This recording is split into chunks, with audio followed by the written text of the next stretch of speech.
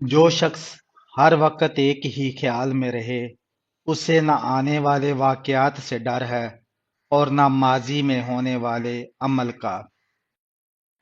استاد علم نہیں دیتا، استاد علم کی پیاس دیتا ہے۔ اگر پیاس مل جائے تو علم خود چل کر آتا ہے۔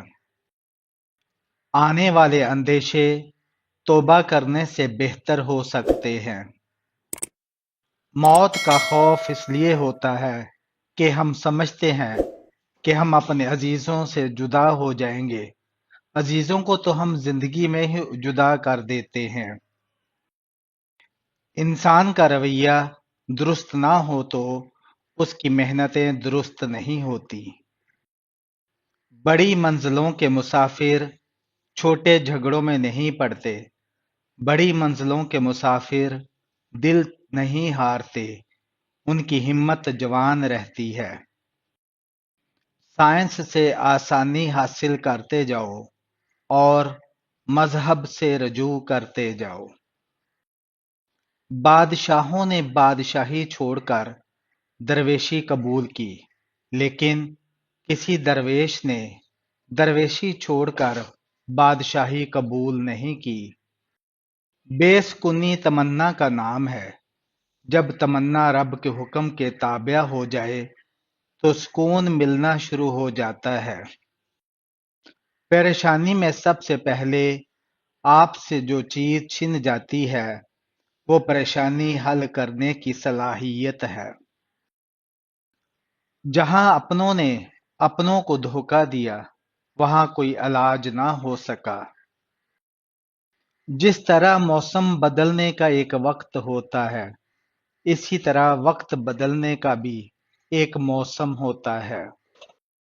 ایک آدمی دلیری سے سچ بات کرنے لگ جائے تو باقیوں کا چھپا ہوا ظاہر ہو جائے گا۔ اگر آپ کی زندگی میں علم بہتری نہیں لا رہا تو سوال اٹھائیں کہ یہ کون سا علم ہے؟ ہر آدمی اپنے سے زیادہ دانا کے سامنے بے وقوف ہے، اور آپ کو آپ سے بڑا دانا ہمیشہ ملے گا۔ لامحدود آرزوئیں محدود زندگی کو عذاب بنا دیتی ہیں۔ سخی تب سخاوت کر سکے گا جب سائل بھی ہو۔ اگر تمہارا دنیا میں آنے سے کوئی فرق نہیں پڑا تو جب دنیا سے جائیں گے تب بھی کوئی فرق نہیں پڑے گا۔ ضرورت ہو تو انسان پہاڑ توڑ کر بھی وہاں گھر بنا لیتا ہے، مگر کسی دوسرے کی مدد کرنے کے لیے راستے سے کنکر اٹھانا بھی بوجھ لگتا ہے۔ اگر تعلق رکھنا ہے تو جھگڑا کس بات کا، اور اگر تعلق نہیں رکھنا تو پھر بھی جھگڑا کس بات کا۔ کامیابی کسی ایک شعبے کا نام نہیں بلکہ انسان کا اپنا نام ہے۔ تمہاری تقدیر وہ نہیں جو تمہارے ساتھ ہاتھ پر لکھی ہے، یہ آدھی تقدیر ہے۔ آدھی تقدیر اس کے ہاتھ پر لکھی ہے جس سے تم ہاتھ ملاتے ہو۔ غصے میں سچ بولنا بڑا مشکل ہے، کیونکہ غصے میں انسان صرف جذبات بولتا ہے، سچ نہیں بولتا۔ انسان سے محبت وہی کر سکتا ہے جس پر خدا مہربان ہو۔ نیک روحیں محفل میں لطافت پیدا کرتی ہیں، کثیف روحیں محفل میں کثافت پیدا کرتی ہیں۔ درد زبان سے نہیں بلکہ آنسوؤں سے بیان ہوتا ہے۔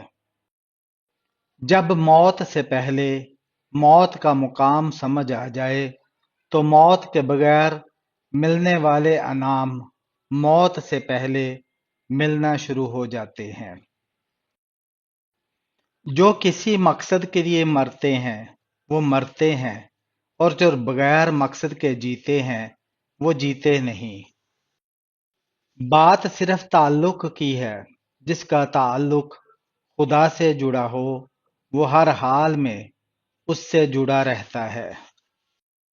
بے مقصد جینا کوئی جینا نہیں، اور مقصد کے لیے مرنا کوئی مرنا نہیں۔ لوگوں سے الگ رہ کر سوچو گے تو لوگوں سے الگ سوچ ملے گی۔ ضرورت ہی برا کرتی ہے اور ضرورت ہی نیک کرتی ہے۔ ضرورت نکال دو بندہ ٹھیک۔ محسن کے ساتھ بے وفائی کرنے والا برباد ہو جاتا ہے۔ دل کسی سے کتنا بھی خفا ہو تم خاموش ہو جانا، مگر بے ادبی نہ کرنا۔ تاریخ کو یاد رکھنے کی بجائے تاریخ بنانے کی فکر کرنا چاہیے۔ احسان فراموش کے ساتھ جو بہتر سلوک کرے اصل میں وہی شخص بہتر ہے۔ جو نقصان پہنچانے والا ہو اس پر احسان نہ کرو۔ سانپ پر احسان کرو گے تو وہ تمہارے بھائی کو ڈس لے گا۔ دعا مانگنے کا مطلب ہی یہ ہے کہ وہ سنتا ہے۔